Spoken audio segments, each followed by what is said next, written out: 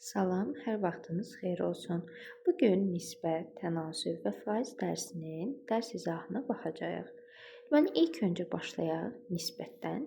Nisbət, deməli, uşaqlar nədir? Nisbət adi bildiyimiz bölmə əməli. Biz kəsirlər dərsindən bizə məlum olub ki, bölmə əməlini həm biz kəsir şəklində də göstərə bilərik.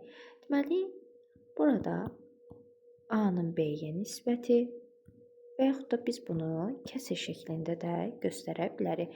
Məsələn, rəqəm qoysaq yerinə 5-in 3-ə nisbəti və yaxud da 2-nin 12-yə nisbəti bu şəkildə göstərilə bilər.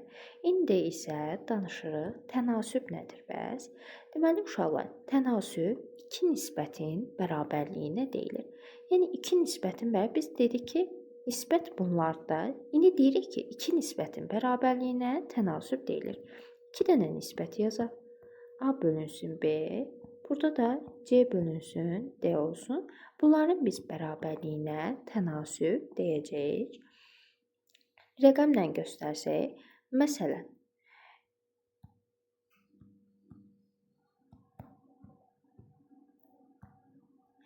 bu da tənasüb adlanacaq. Deməli, uşaqlar, tənasübün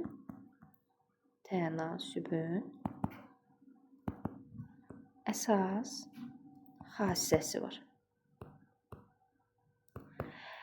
Deməli, uşaqlar, bunu biz yuxarıda kəsir şəklində göstərmişdik burada. İndi isə bunu qarşılıqlı şəkildə göstərək ki, daha yaxşı aydın olsun. Məsələn, A-nın B-yə bərabərdir C-nin D-yə. Burada biz B ilə C-yə orta hədlər adından məlum ortada yerləşməlidir. A ilə D-yə isə kənar hədlər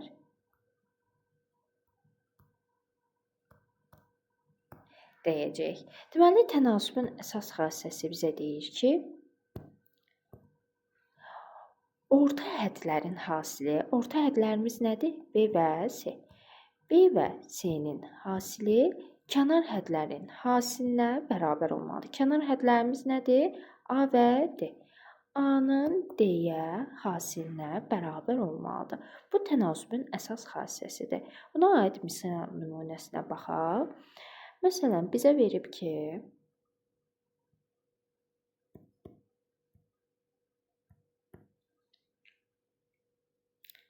daha doğrusu 3 yox, rəqəmi dəyişək.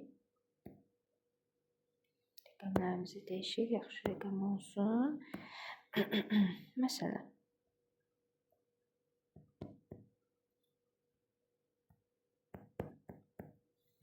bizə belə bir misal nümunəsi verib. Deməli, deyir ki, buradan x-ı tap. Bu tip suallarda necə işləyəcək? Qaydamız necə idi? Orta hədlərin hasili kənar hədlərin hasilinə bərabər olmalıdır. Orta hədlərin hasili 3 vurulsun 24, bərabərdir. Kənar hədlərimiz də 36 vurulsun x. 3-ü 24-ə vursaq 72 bərabərdir 36 x-a. Buradan da x-ı tapsaq 72-ni 36-ya bölməliyik. 72-ni də 36-ya böləndə 2 dəfə. Deməli, x-ımız neçə imiş? 2. Bu şəkildə tənasübə aid misallar qarşımıza çıxa bilər. Daha sonra danışırıq düz mütənasiblik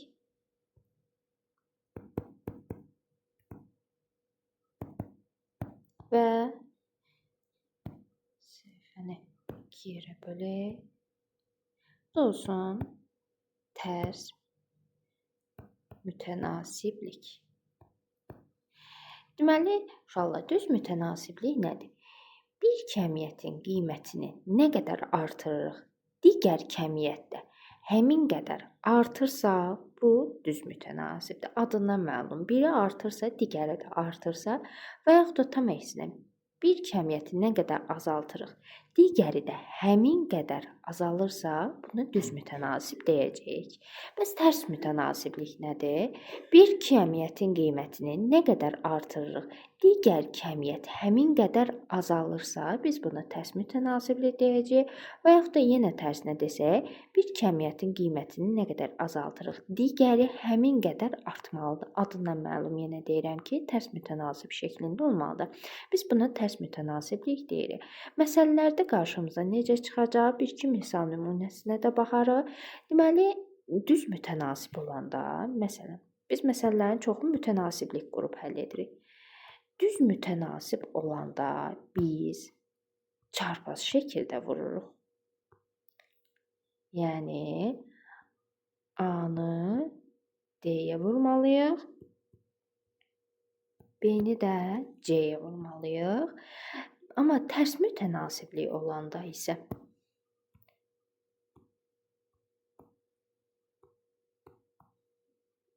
qarşı-qarşıya vuracaq.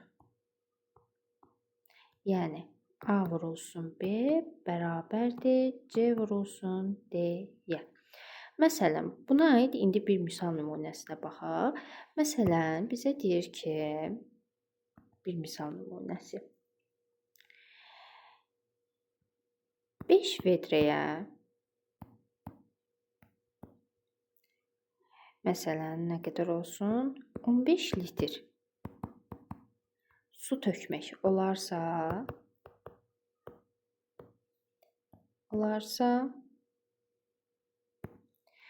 məsələn, 20 vedrəyə nə qədər su tökmək olar? Bu məsələn, deməli, 5 vedrəyə nə qədər su tökmək olar? 15 litr. Bizdən soruşur ki, 20 vedrəyə bəs nə qədər su tökmək olar? Biz bunu bilmiriksə, x-la işarə edirik. İndi fikirləşək. Bunun düz və yaxud da tərs olmağı. Deməli, baxın, vedrələrimizin sayı 5 idi, oldu 20. Vedrələrimizin sayını artırdıqda, düzdür, 5 idi, olub ki 20. İndi biz məntiqlə fikirləşək. Və vedrələrin sayını artırmışıqsa, içinə daha çox su tökə bilərik, yoxsa az tökə bilərik? Təbii ki, vedrələrin sayı çoxaldısa, biz daha çox su tökə bilərik də. Deməli, vedrələrimin sayını artırdımsa, tökəcəyim litr də çoxalır da, suyum da çoxalır. Hər ikisi çoxaldısa nəyə aid idi? Düz mütənasibliyə. Düz mütənasiblikdə necə vururduq? Çarpaz şəkildə. Çarpaz şəkildə bunları vuraq. 5-i x-a vuracaq, 15-i 20-yə. 5 vurulsun x bərabərdir. 20-ni də vurmalıyıq 15-ə. 5x bərabərdir. 20-ni 15-ə vursaq, deməli bu edir. Hətta heç vurmağa ehtiyac yoxdur. Deməli 5-i x-a vurdu, 20-ni də 15-ə. 5-i x-a vurduqda 5x, 20-ni 15-ə vurduqda isə 300. Biz buradan x-i necə tapacaq? 300-ü 5-ə bölərik. 300-ü də 5-ə böldükdə isə 60 edir. Bəli. Deməli 20 vedrəyə nə qədər su tökmək olarmış? 60 litr. Bu tip məsələləri, yəni düşünərək düz və yaxud da tərs olduğunu biz bilməliyik. İndi isə bir misal nümunəsinə də baxaq. Məsələn, deyir ki, 5 fəhlə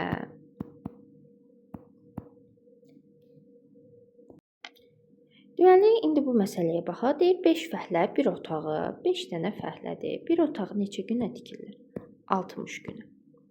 İndi bizdən şərtdə soruşur ki, 10 fəhlə bəs. 10 fəhlə neçə günə tikər? Bilmirik də neçə gündür. Bizim fəhlələrimizin sayı nə oldu? 5 idi, 5 idi. 10 oldu. Fəhlələrimizin sayını artırdıq. İndi məntiqlə fikirləşək. 5 dənə fəhlə işi tez bitirər, yoxsa 10 dənə? Təbii ki, 10 dənə fəhlə daha tez bitirərdi işi. İşi tez bitirmək zamanın azalması deməkdir. Məsələn 60 günə bitirirdisə 5 dənə fəhlə, 10 dənə fəhlə gəlib 60 gündən az bitirəcək də, düzdür? Bu artıq zamanım azalmış olacaq. Fəhlələrimin sayını artırdım, amma zamanım azaldı. Deməli biri artıb, digəri azalması nə idi? Tərs mütənasiblik. Tərs mütənasiblikdə dedik ki, tərs mütənasiblikdə nə dedik? Qarşı-qarşıya vurmalıyıq. Gəlin indi qarşı-qarşıya vuraq. 5-i 60-a vurmalıyıq, onu da x-a vurmalıyıq. 5 vurulsun 60 bərabərdir 10 vurulsun x-a. 5-i 60-a vurduqda 300 bərabərdir 10x. X-i də buradan tapsaq 300-ü 10-a bölməliyik. X də bərabər edir 30. Deməli 30 günə bitirmiş olarlar. Bu belə. Biz düz mütənasiblikdən, tərs mütənasiblikdən danışdıq. İndi ədədlərin düz və tərs mütənasib hissələrə bölünməsindən danışaq. Bunu misal nümunəsi üzərində qeyd etmək istəyirəm. Məsələn, bizə verib ki, 92 ədədi. Deməli, bu suala baxaq. Deyir, 92 ədədi 2, 3, 5 ədədləri ilə düz mütənasib hissələrə bölünüb. Ən kiçik ədədi tap. Bizim buradakı ipucumuz düz mütənasib hissələrdir. Hansı ədədlərə mütənasib bölünüb? 2, 3, 5 ilə. Düz deyirsə biz yazacaq. 2k üzərinə gəlsin 3k, üzərinə gəlsin 5k bərabər olmalıdır. Ədədimiz neçədir? 92. Burada 2k'nın üzərinə 3k gəlsək 5k, 5k'nın da üzərinə 5k gəlsək edir 10k. 10k'mız 92'ye bərabər olmalıdır. Onda buradan k'mızı 92'ni 10'a bölsək 9 tam. Onda 2 tapmış olaraq. Amma iş burada bitmir. Bizdən ən kiçik ədədi soruşur. Ən kiçik ədədi. Ədədlərimiz nədir? 2k, 3k, 5k. Kiçiyin deyirsə, kiçikdə aparıb yerinə qoymalıyıq. 2k gətirib qoysaq, 2 vurulsun 9 tam onda 2. Bunu da hesablasaq, bu da 18 tam onda 4 etmiş olur. Deməli, bu ədədlərdən kiçiyimiz 18 tam onda 4 idi. İndi danışırıq faizdən. Deməli, ilk öncə faiz nədir? O haqda danışaq. Faiz ədədin %1 hissəsinə deyilir. Ədədin %1 hissəsinə deyilir. Deməli, bizim qarşımıza nə çıxa bilər? Ədədin faizini tap. İlk öncə bununla danışaq. Ədədin faizini tap. Məsələn, bizə deyir ki, 60 ədədinin 20 faizini tap. Çox bəsit bir qaydadır. Nə etməliyik? Ədədimiz nədir? 60. Faiz göstərən ədədimiz nədir? 20. Ədədi faiz göstərən ədədə vurub 100-ə bölməliyik. Hər zamanmı? Bəli, hər zaman. Sıfırları ixtisara aparaq. 6-nı 2-yə vururuq. 18, 1-ə də bölürük. Yenə 18 etmiş olur. Deməli, 60 ədədinin 20% nə qədərdir? 18. Bu ədədin faizinin tapılması. Deməli, qaydamız necə oldu? Ədədi faiz göstərən ədədə vurub hər zaman 100-ə bölürük. İndi faizinə görə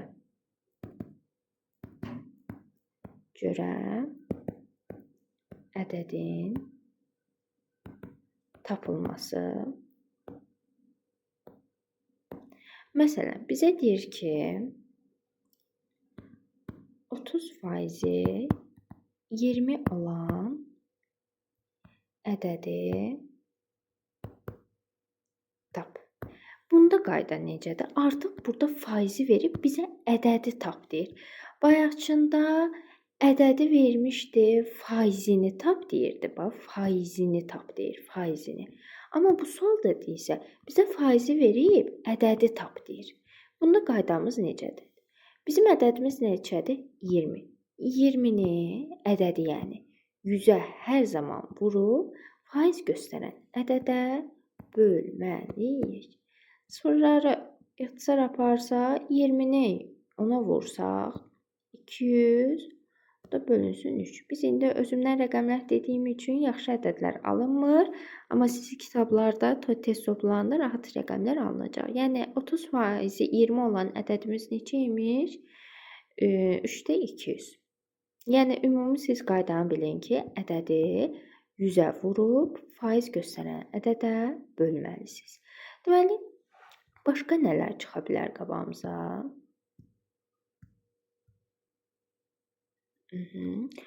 Deməli, indi misal nümunə çəkəcəyim tip sualların hər birinin düsturu var. Amma mən heç birinin düsturunu öyrənilməsi tərəfdarı deyiləm. Çünki niyə? Düsturlar tez şəkildə unutulur. Məsələn, bizə deyir ki, misalı yazaq, vaxt getməsin.